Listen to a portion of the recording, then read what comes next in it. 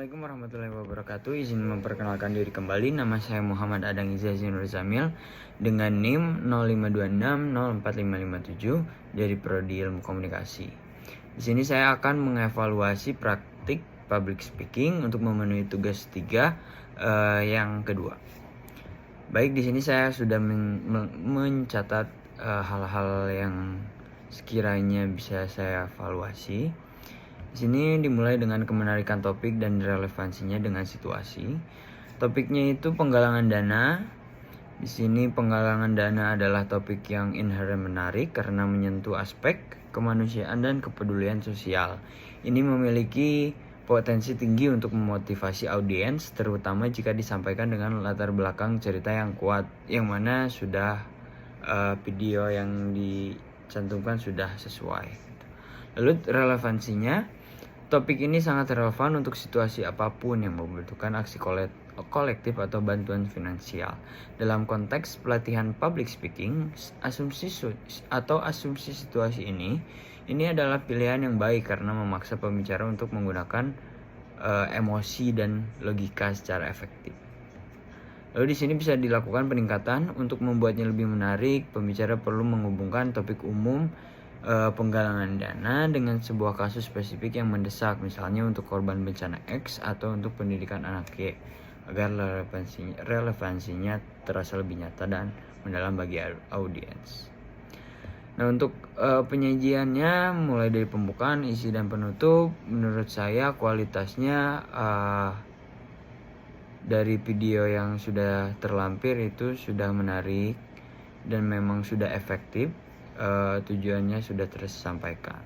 Lalu di sini ada saran sebagai observasi. Jadi perlu detail dari video, namun secara umum gitu.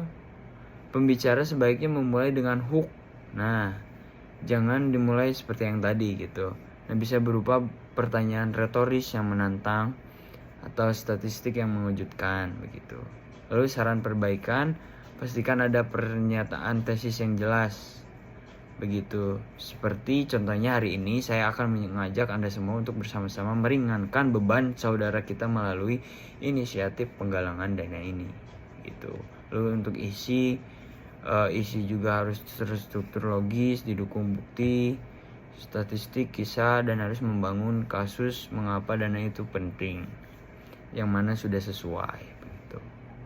Lalu observasi, bagian isi harus membahas 3 poin utama, mungkin contohnya masalah, solusi, dan dampak begitu. Mengapa, bagaimana, dan apa yang akan dicapai. Lalu saran perbaikannya untuk isi, gunakan transisi yang mulus antar poin dan gunakan data atau visual untuk memperkuat kredibilitas ajakan begitu. Lalu untuk penutup, kualitas untuk penutup ini harus merangkum poin utama dan diakhiri dengan call to action atau CTA yang kuat. Lalu observasi penutup wajib mencakup rangkuman singkat, pesan emosional terakhir, lalu CTA call to, misalnya untuk CTA spesifik, misalnya pindai kode QR ini sekarang, atau kunjungi meja donasi di belakang Anda, dan sebagainya.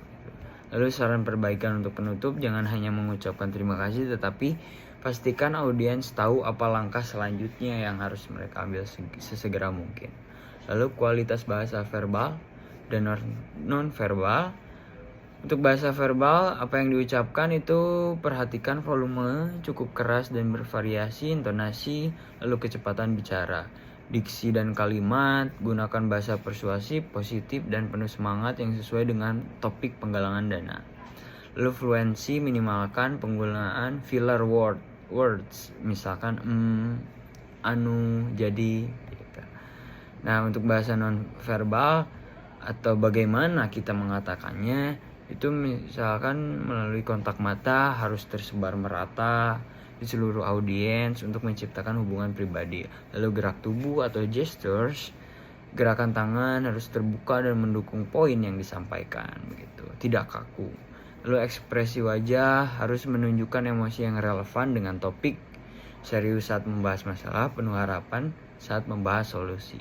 Lalu postur, berdiri tegap dan percaya diri. Begitu. Mungkin kesimpulannya secara keseluruhan untuk topik penggalangan dana, pembicara harus memprioritaskan keterlibatan emosional atau pathos sambil menjaga struktur yang kredibel atau logika gitu. Mungkin sekian dari saya. Terima kasih. Wassalamualaikum warahmatullahi wabarakatuh.